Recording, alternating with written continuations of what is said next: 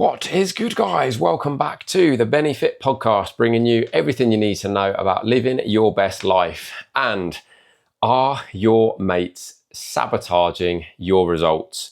It's a very, very good question, right? And you might be sort of thinking I'm about to tell you to ditch them. Like, it's the only way you're going to get those abs popping. It's the only way you're going to finally start to look like you work out.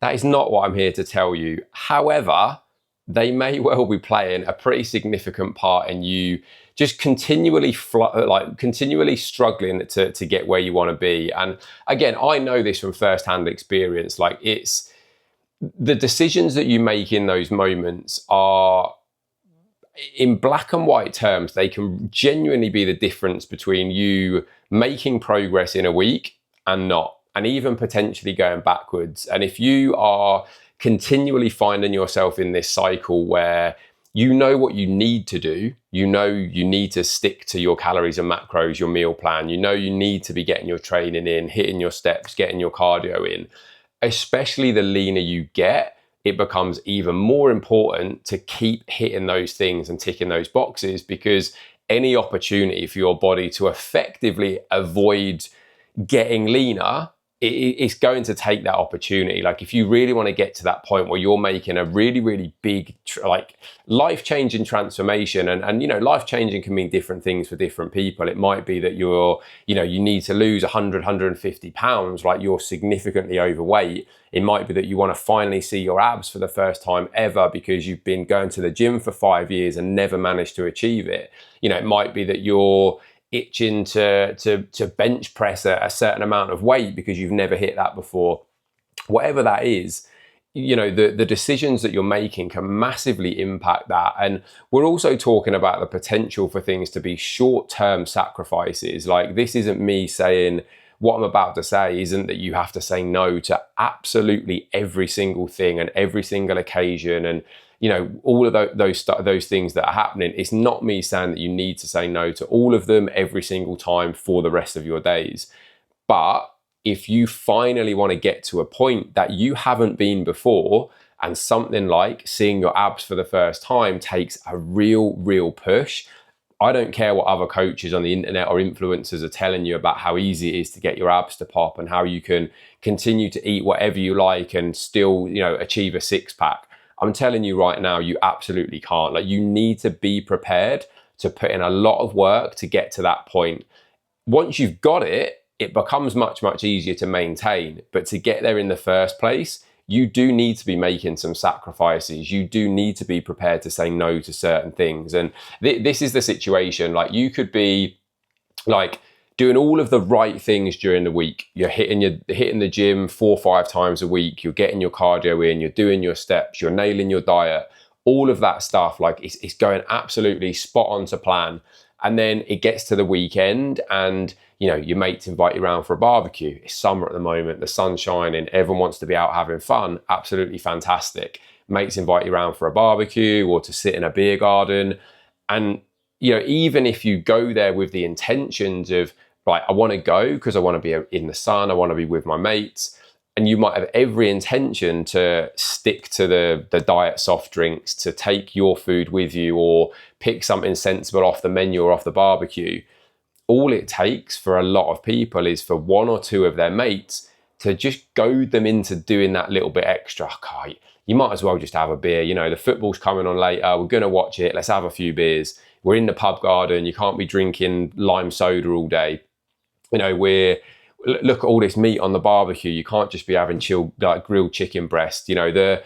Your mates will really try their best to effectively sabotage you. And it's not done with malice. Like, a lot of the time, they're not doing it because they want you to fail. They're doing it because in their mind, that's the thing that they think is going to make you have a good time, or it's the thing that allows them to have a good time that they're projecting onto other people.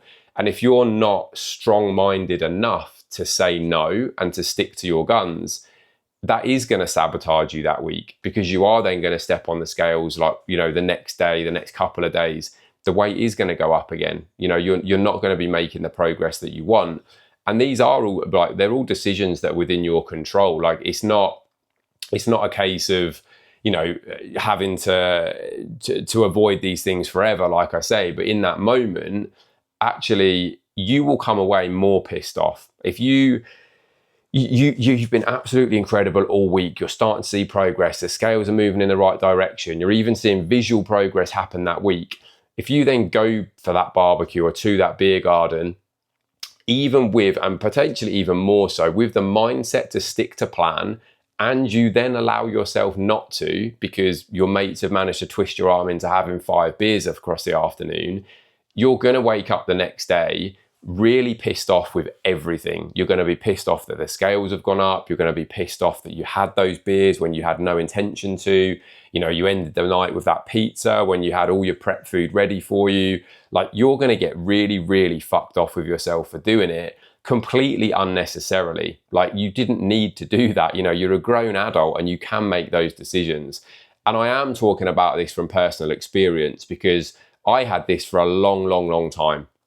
Like, back in the day, like, you know, 18 to 25 years old, that time where all of my mates were out all the time, I still wanted to be out and about with people, but I knew the few times that I allowed myself to not do what I knew I needed to or what I knew was right, I would get so fucked off with myself the next day that after I'd done that a few times, I didn't want that feeling. I didn't want to be waking up on a Sunday morning with a bit of a hangover, feeling like shit, missing the gym that day, food all over the place, feeling lazy, feeling lethargic, feeling like I'd undone absolutely everything, all of the hard work I'd put in during the week.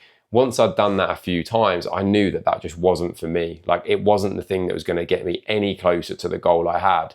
And you need to think about that as well, because it doesn't mean you can't enjoy that time with people. And I think the older I've got as well, the more I've actually realized that it's about time with people, right? Like, it's for you to enjoy that time spent, for you to enjoy the company in the beer garden, at the barbecue, whatever it might be, that doesn't mean you need to be drinking 7 pints, demolishing the dessert table, smashing 25 burgers off the barbecue, because it's the time with the people that you want to enjoy. And if you're also doing things that make you happy, i.e. continuing to stick to plan because you know what you're working towards, you're going to enjoy yourself that much more. But if you're consciously and always thinking about, shit, you know, the straying keeps happening, I keep falling off, like every week it's this same cycle, after, you know, a while, you're just going to get so pissed off with yourself that you're going to give up, and giving up is never ever going to get you where you want to be. So look, are your mates the reason that you're struggling? Yes and no. And actually, do you know what I did that made a big difference? And sometimes it can feel weird, don't get me wrong, like doing this the first time round is a slightly strange thing. I actually just had a conversation with them, you know, like because I think for a lot of people, very commonly, I think the person that's very much into fitness is probably the only one in their little group. That it's not an uncommon scenario for that to happen. There's one person in that group who's very much into fitness. They go to the gym, they watch what they eat, they do all of this stuff. If you're that person, the rest of them just don't necessarily get it the same way that you do. And actually just having a bit of a conversation with them to explain like why you're doing what you're doing, why it means so much to you, what the outcome is. And actually that while you're not necessarily expecting all of them to suddenly join the gym and go 5 times a week and watch their calories and macros, you would really appreciate it if they respected the fact that you were doing it and didn't goad you into doing X, Y, and Z, and, you know, actually supported the fact that you want to be on the soft drinks all day, that you want to just eat what you want to eat. Actually just having that conversation makes a huge difference. And it's a really simple thing to do. And as I say, it does feel a little bit weird the first time around. You probably are going to get a little bit of stick, you know, usual case. Your mates are going to be like, oh, fucking it, here we go again. After a while, they'll get bored of like giving you the stick for it. In time, they're probably also going to start looking at you, you know, as the one who's in shape. Like, I know, again, for me, like, it's not uncommon these days for people to be, you know, the people that were still doing all of the drinking, etc., for many years. They're the ones getting in touch with me now to get them into shape because they can see that I've continued to keep myself in shape. And so, you know, what can feel like a weird and awkward thing initially can actually become a pretty amazing thing in the long run. But just have a think about that. Just let that one sit for a minute. You know, we are approaching summer season. There are going to be loads of opportunities for beer gardens, for barbecues. You know, we've had the World Cup, there's been Wimbledon, there'll be all sorts of stuff happening at the moment because everyone wants to be out and about and enjoying themselves. But just think about what it is that you really want to be out and about enjoying.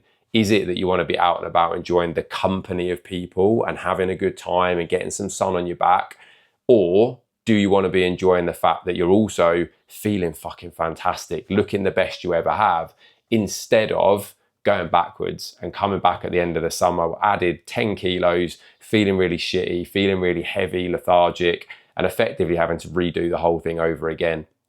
And that, you know, that little something there to think about might just be the difference between you actually committing and really, really sticking to what it is that you need to do, or completely falling off that wagon.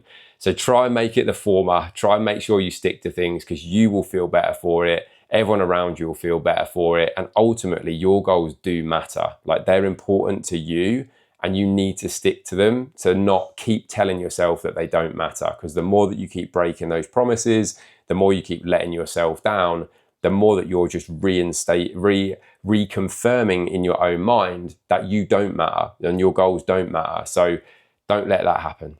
And if anyone's got any questions, as always, get in touch. At Ben Howard Fitness on all my socials. ben@benhowardfitness.com is the email.